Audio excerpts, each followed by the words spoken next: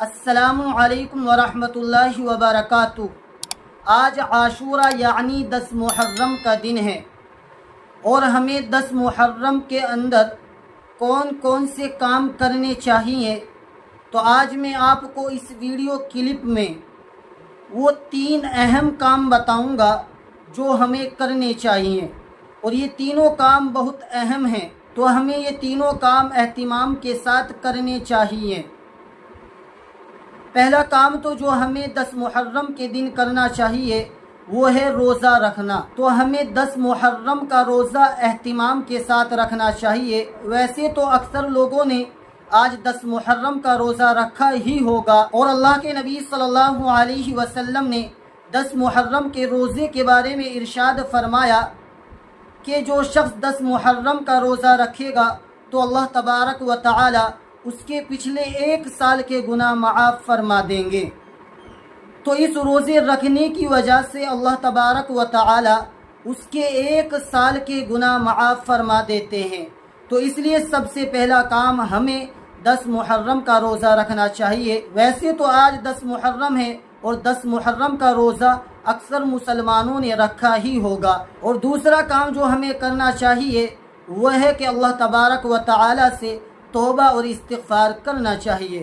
ہمیں اللہ تبارک و تعالی سے خوب مغفرت طلب کرنی چاہیے، خوب اللہ تبارک و تعالی سے ہمیں دعا کرنی چاہیے۔ اور اللہ کے نبی صلی اللہ علیہ وسلم نے ارشاد فرمایا کہ محرم اللہ کا مہینہ ہے، اور اس میں ایک دن یعنی 10 محرم ایسا دن ہے جس میں اللہ تبارک و تعالی نے ایک قوم کی یعنی بنی اسرائیل کی توبہ قبول فرمائی تھی، اور اس دن اللہ تبارک و تعالی دوسری قوموں کی توبہ قبول فرمائے گا۔ تو اس لیے ہمیں دوسرا کام جو کرنا ہے وہ ہے کہ اللہ تبارک و تعالی سے خوب توبہ اور استغفار کرنا چاہیے، خوب اللہ تبارک و تعالی سے دعا کرنی چاہیے۔ اور تیسرا کام جو ہمیں کرنا ہے وہ ہے اپنے اہل و عیال پر خرچ کرنا۔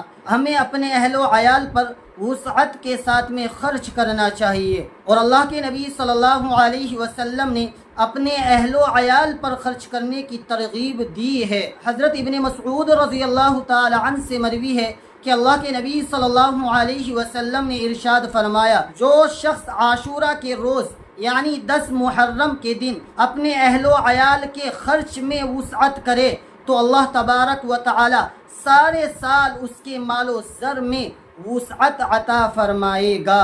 تو اس لیے ہمیں زیادہ سے زیادہ اپنے اہل و عیال پر خرچ کرنا چاہیے، وسعت کے ساتھ، فراخی کے ساتھ اپنے اہل و عیال پر خرچ کرنا چاہیے۔ اور یہ روایت دیگر صحابہ سے بھی مروی ہے، اگرچہ یہ سند ضعیف ہے لیکن مختلف طرق سے مروی ہونے کی وجہ سے فضائل میں یہ روایت قابل استدلال ہے۔